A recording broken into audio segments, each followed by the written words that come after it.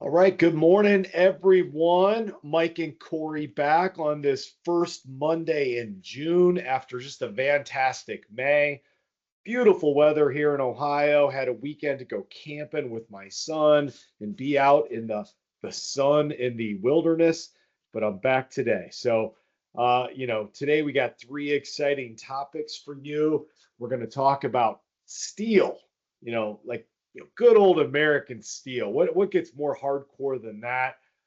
Child tax credits, and then Corey's going to dive into a little bit about future valuations versus earnings, and where the price sits within that, and whether things maybe are overvalued, fairly valued. But we'll get into that. Corey, did you have a good weekend? Great weekend, and it's Texas, so we specialize in sun. You talk about getting some sun. We're good at that. All right, all right. Well, we love to kick things off. So, this is a financial education presentation. You must do your own due diligence on anything you hear in this presentation. More disclaimer information can be found on ankerstarwealth.com, and the opinions expressed are mine and Corey's alone. So let me share my screen, and I saw this headline: Steel stocks surge after Trump doubles steel tariffs.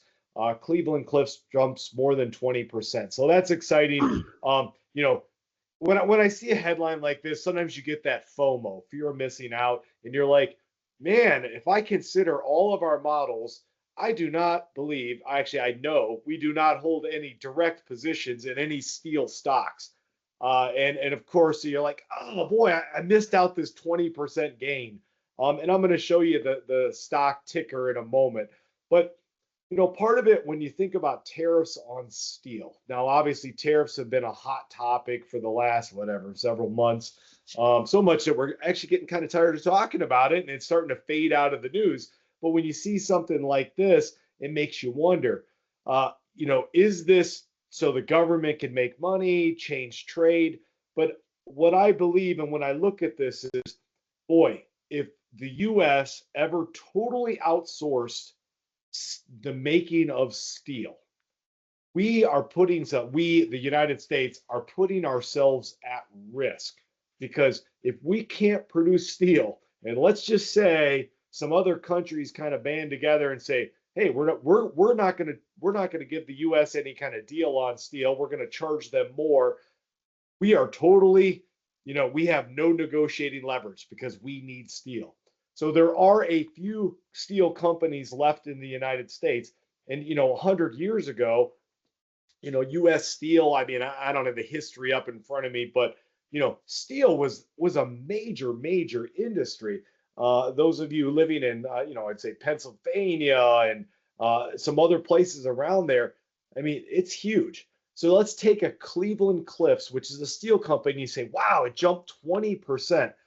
Of course, my first, and right now it's up 25%. My first instinct when I look at it is, so let's take a look at it. This stock was almost at its 52-week low. So you can see it's $7.29, its low is 563, and its high is 1741. So you say, well, I missed this big jump. Well, if you look at 1 year, you can see, well, it's almost like I don't want to say a dead cat bounce, but it's almost like down and down and down and down and down and up 25%. Well, if you had held this thing anything other than the last 2 weeks, you're still down. And that's painful. And even when you look at this company itself, it's only a 3.6 billion market cap. That means what it's worth, in relation to, its stock price times stock shares outstanding. This is a tiny company in the big scheme of things. It's considered a small cap company. It is nowhere, even though you say, wow, a steel company, it's got to be, as big as an Apple or Amazon. I mean, it is 1/1000th the size of a Nvidia. So, I just bring this up to say that what Trump's doing here, or with this tariffs, this may keep a company like this in business. It may. But I mean, even a 5-year graph, I mean, pretty much down. I mean, this company looks like it's headed for bankruptcy, or at least the stock price is headed lower and lower. So I don't know. Sometimes when I see some of these tariffs, I think, well, maybe it's to kind of, make another country negotiate with us on tariffs. And then you see something like this and you say, this has a different purpose. This is to keep the U.S. steel industry in the United States at least viable. So, Corey, anything on that? You started the thought with FOMO, but that turned into JOMO. Do you know Joy JOMO? of missing out. Yes. Yeah. Yeah. So if you're like, boy, I wish I'd held this company and owned this company and got the 25% gain. I mean, like I said, it might have been like, well, I bought it at 20 and at least I recovered 25% of the latest losses. So another thing that I see in the news that affects us is the child tax credit. It affects Corey more than it affects me here. But one of the worst things that can happen to a country is for the population to start to decline.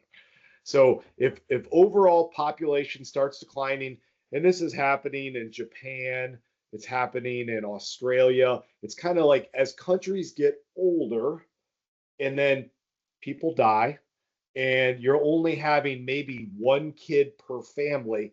I mean, it is just a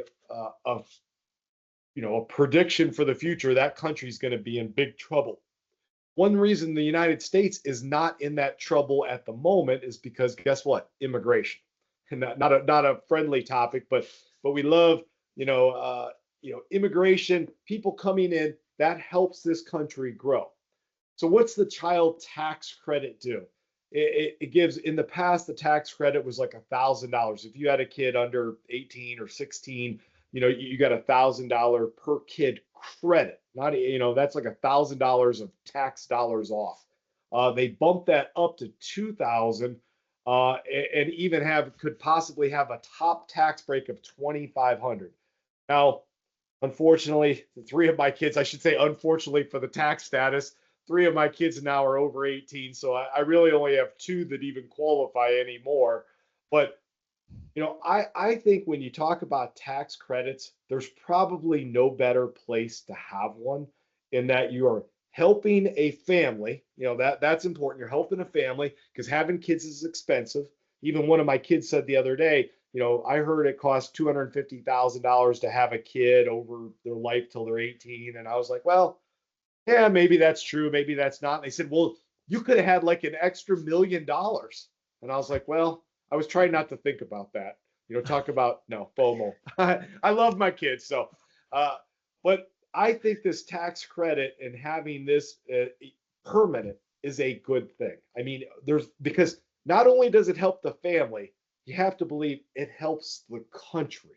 Because if we have more kids and they have more kids, this country will continue to grow in population and avoid the situations that Japan and Australia and some of these other countries are. So, Corey, what do you think? Does $2,500 make you want to have more kids? Well, being a credit helps a lot. So certainly that's nice. I mean, if they offered, like a 50K check on top, I would do another one right now. I haven't run that by my wife. I love it. I'm just saying, like a if anybody in the 50,000 administration is listening, like a 50,000 like one-time credit, like 50,000. Yeah. No, just a check. Just a check. Wow. I'll take or cash. They could either way. I love it. Corey's family planning. Well, yeah, there are some countries I think that have started doing the $10,000 or something. Yeah, I think it was Australia that I read that they do that. They give you 10,000. Go have a baby and we'll give you 10 grand. I wouldn't be surprised. I really honestly wouldn't be surprised if you see more and more of that, because globally it's going to become an issue, if not already. All right, I wanted to just quickly show everyone. So we've been watching price action throughout the course of this year. Obviously, we had the pretty deep drawdown, really. A lot of volatility. Things have settled down now. We mentioned a couple weeks ago what happens after a V-shaped recovery. Typically, we're going to see some digestion. We're going to see some consolidation. for anywhere from 1 month out to, if you go back to like 2018, I think we got out to about a 5 or 6 month consolidation. We started consolidating now about 2 weeks ago. So like the exact day I put out that video of what happens after a V-shaped recovery. So that's all coming to fruition now. I wanted to show the flip side of that. What about valuations? So I know this might be a little too in the weeds here, but this is looking at price to earnings ratio. So this is probably the most common valuation metric that you'll see investors use when talking about what a company is worth. There's a lot that goes into this. It's industry specific, on and on and on.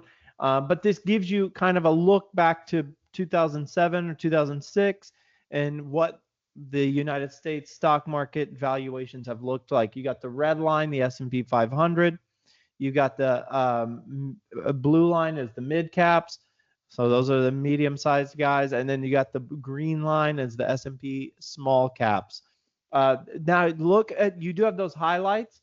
So the bear markets, those are 20% or more for a duration, a longer duration period. You've got 3 of those in there.